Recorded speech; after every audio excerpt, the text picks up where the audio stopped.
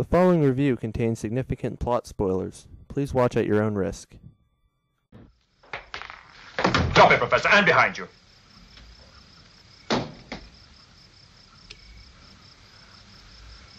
It's funny, I thought you'd turn up sooner or later. Sit down. The girl talked. But of course. I was suspicious at the Queen's Club anyhow, when it turned out you were the only one who'd seen Strangway's new secretary. And then later at the lab, you made no reference to the fact that Strangway's samples were radioactive. Very clever, Mr. Bond. But you're up against more than you know. You shoot me and you'll end up like Strangway's. And you killed him? He was killed, but never mind how. Who are you working for, Professor? Well, you might as well know, as you won't live to use the information. I'm working for...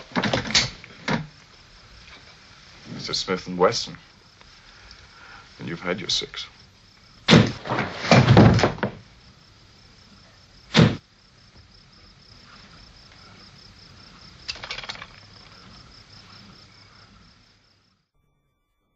Hello YouTube viewers, and welcome to my Bond-a-thon review series. Today we will be taking a look at the very first official 007 adventure, Dr. No. This film was released in 1962 and stars Sean Connery as James Bond 007. The plot of the film revolves around Bond investigating the disappearance of a British colleague known as John Strangways, who is shown being assassinated in the film's opening. Bond's assignment takes him to Jamaica. This will eventually set a trend of exotic locations being featured in every future Bond film. When Bond arrives in Jamaica, many assassination attempts are put in play by various henchmen, all of whom are unsuccessful in killing Bond. As Bond investigates around Jamaica, he meets an ally known as Quarrel, played by John Kitzmiller, who eventually helps him, along with CIA agent Felix Leiter, played by Jack Lord.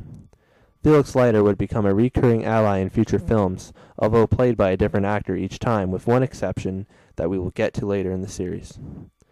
Anyways, Bond and Quarrel's investigations take them to the mysterious island of Crab Key, inhabited by the half-Chinese, half-German recluse Dr. No, played by Joseph Wiseman. It is there that Bond finally meets Honey Rider, played by Ursula Andress, the first Bond girl who will set the bar for the future Bond girls. As the trio roam around Crab Key, they are attacked by a flame-throwing makeshift tank, known to locals as the Dragon, which ends up killing Quarrel. Bond and Honey are taken prisoner into Dr. No's lair. Bond finally gets to meet Dr. No when he is invited to dine with him.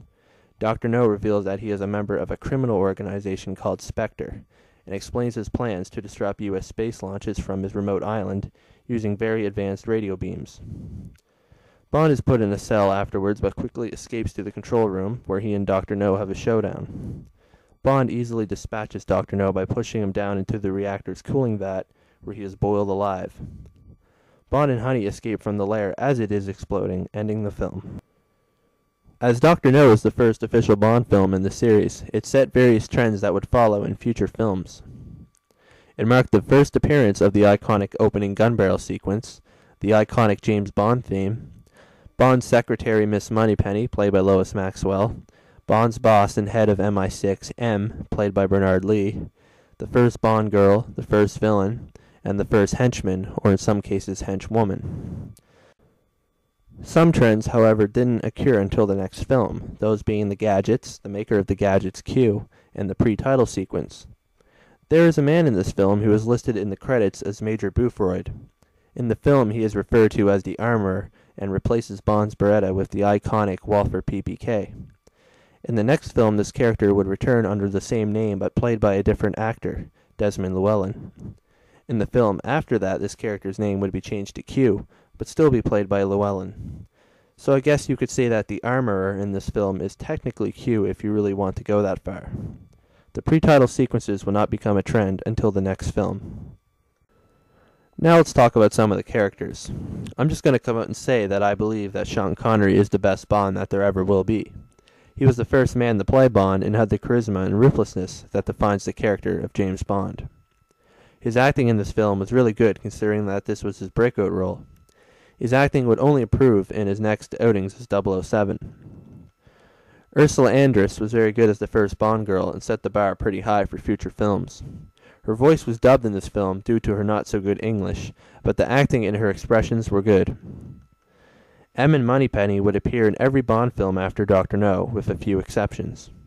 Bernard Lee and Lois Maxwell would go on to reprise their roles 11 and 14 times respectively. Dr. No was a decent villain for the first Bond film. He has a gimmick in the film, that being he has metal hands.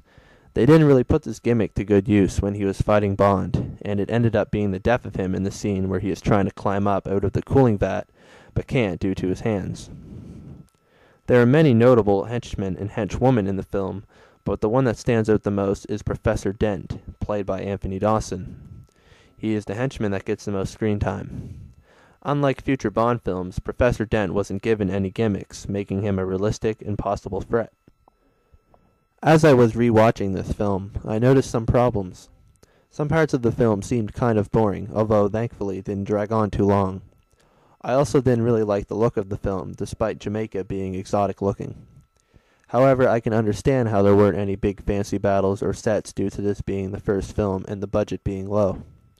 Overall, this film was a great way to start off the Bond series and introduce many things that are still with Bond today. I give this film a solid 7 out of 10. Here are a few things that I liked and disliked about Dr. No. I liked the cold-blooded execution of Professor Dent and Bond's awesome line beforehand.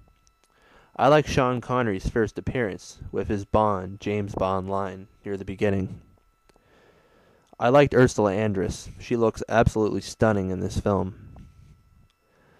Now here are the things that I disliked about the film. A few parts were slightly boring, mainly near the beginning. Dr. No doesn't show up until near the end of the film and doesn't exactly have a great epic battle with Bond. Lastly, I didn't find the look of the film exactly appealing. Well, that's it for my review of Dr. No. Stay tuned for the next review coming next week.